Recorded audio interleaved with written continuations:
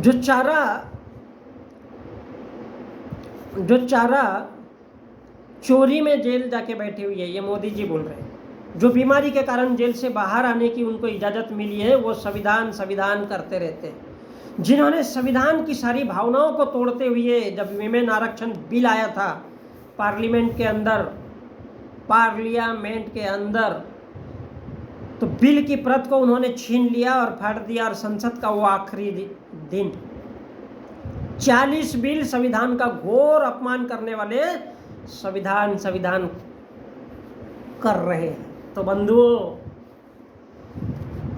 इस देश की बड़ी खूबसूरती भी है और ट्रेजेडी भी है। लालू प्रसाद यादव भारत की राजनीति का एक उभरता हुआ चेहरा था, तो उसको बैल चराने वाला जानबूझ करके साबित किया गया। इस देश में लालू प्रसाद यादव से भी ज़्यादा हजारों लाखों करोड़ों लोग ऐसे हैं जिन्होंने इससे बड़े बड़े घोटाले किए, लेकिन घंटा कोई जेल नहीं गया, क्योंकि वो लालू प्रसाद यादव की तरह छोटे जाति के नहीं थे, बड़े जाति के थे। इसलिए कोर्ट कचहरी ने उनको नहीं पकड़ा। जिनके बड़े बड़े स्विस बैंक में अकाउंट रहते उनको कोई नहीं पकड़ता है, लेकिन लालू प्रसाद यादव को पकड़ने का कारण और जेल में ठूसने का कारण ये था कि साला ऐसा इंसान अगर इस देश का प्रधानमंत्री बन गया, किसके जैसा, लालू प्रसाद यादव के जैसा, तो इस देश के लोगों की लठ लेकर के बजाएगा। क्योंकि लालू ने संविधान की बात की, जनता की बात की, ओबीसी की बात की, दबे कुचले लोगों पर ध्यान दिया। और इसलिए हिंदू बाहुबलिया ने विदेशी लोग, भारत के ब्राह्मण, बनिया और ठाकुर, उन लोगों ने प्लानिंग की और उसको जानबूझ करके जेल में ठूसा, ताकि इस बाहुबली को खड़ा नहीं होने दिया जाए। वरना कितने भ्रष्टाचारी ऐसे लाखों करोड़ों हैं। लालू प्रसाद ने तो सिर्फ चारा खाया, उन्होंने इस देश के गरीब, किसान, जवान, नंगे, भूखे, युवा, बेरोजगारों को 75 सालों में अभी तक साले को बलि का बकरा बना करके रखे हुए हैं। कभी आरक्षण पर तरीके से बहस नहीं हुई, कभी जातियों पर बहस नहीं हुई, लेकिन ऐसे लालू प्रसाद यादव के जैसे इंसान के रहते हुए जरूर वो हो सकता था। इसलिए उसको चारा घोटाला आरोपी बना दिया गया, क्योंकि उसने संविधान की बात की।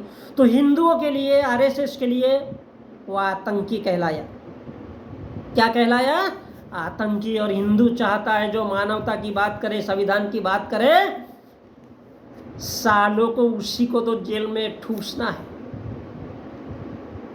क्योंकि इस देश का मीडिया, इस देश का कोर्ट, इस देश का शासन, इस देश का प्रशासन, सभी उन तमाम प्रकार के, इस देश के सारे संसाधन, इस देश की सारी सरकारें उन ऊंचे जाति के लोगों के हाथ में रही है। तो ये वो बार बार कहता है कि जो हिंदू राष्ट्र की बात करेगा वही इस देश पर राज करेगा। भले ही उसको गोबर खिलाया जाएगा, लेकिन वो हिंदू राष्ट्र के लिए लड़ना चाहिए, तो वही वो माला माल होगा। और इसलिए सुधांशु त्रिवेदी कहता है, खाओ और खिलाओ, अगर उसमें से भी बचता है तो साले को फेंक दो, लेकिन गरीब भिखारियों को नहीं दिलाना है, क्योंकि ये विदेशी आक्रमण है और ये विदेशी हमला है। किसका? इस देश के ब्राह्मण, बनिया और ठाकुरों का। इसलिए हिंदू संगठन, आरएसएस और बीजेपी के लोग चाहते हैं कि देश हमेशा ही हिंदू मुस्लिम मंदिर मस्जिद में जलता रहे, लोग बंटते रहे, लोग आपस में झगड़ा करते रहे, जनता और हम भारत के लोग भूखे, नंगे और साला हमेशा ही खाना बदोश बने रहे, तभी ही हिंदू राष्ट्र संभव होगा, तभी युगों युगों तक हिंदू राष्ट्र संभव होगा। और इसके लिए बीजेपी के लिए ये लोग मरे, नंगे रहे, जिंदा रहे, लेकिन संविधान, शिक्षा, नौकरी, शिक्षा, चिकित्सा की बात किसी भी सूरत में वो होनी नहीं चाहिए। और हिंदू वही है जो संविधान को नहीं मानता, और इसलिए वो कहते हैं कि 40 बिल का संविधान का घोर अपमान करने वाले संविधान की बात करते हैं। कौन बोल रहा है? नरेंद्र मोदी। क्योंकि बेटी घर में जवान बैठी है, बाप बेटी को सह नहीं सकता,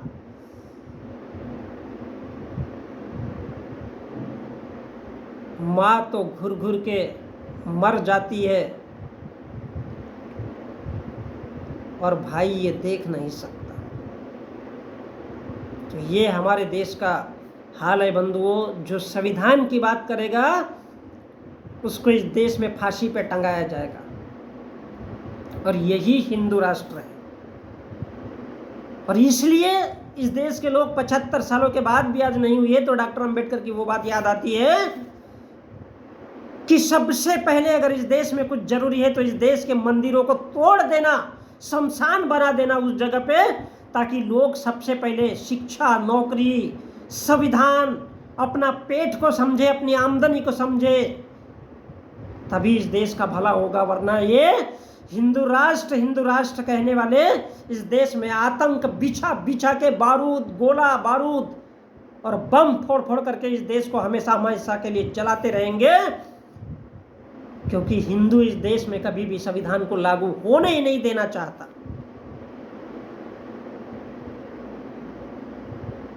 और इसलिए वो लालू जैसे इंसानों को जेल में ठूसता है। अरे किसने नहीं खाया है रे? इस देश के सुप्रीम कोर्ट के उन जजों की शिनाख्त हो सकती है क्या? उनकी जांच हो सकती है? 1951 के बाद जितने भी लोग शासन, प्रशासन, कोर्ट, कचहरी, जहां भी बैठे नेता, सबकी जांच हो सकती है?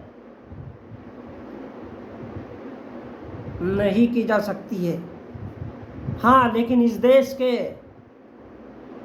10-10, 20-20 हजार लोग जिनके पास ज़्यादा संपत्ति हो गई, वो इस देश से बाहर भगाए जा सकते हैं। भगाए गए 7-8 हजार लोग, जानबूझकर उनको भगाया गया ताकि वो भविष्य में चपेट में ना रहे। हमारे देश में तो इस्कॉन जैसी संस्थाएं निर्मित होती है, जो अमेरिका जैसे देशों को कमा करके इस देश के लोगों के भावनाओं के साथ खिलवाड़ होता है, और उसका जाकर के वो अमेरिका में पैसा जमा होता है। तो हम उस देश के रहने वाले, कभी कभी तो बड़ा गर्व होता है और कभी कभी बड़ी शर्म होती है कि इसी देश के लोग कहते हैं कि जिस देश में गंगा बहती है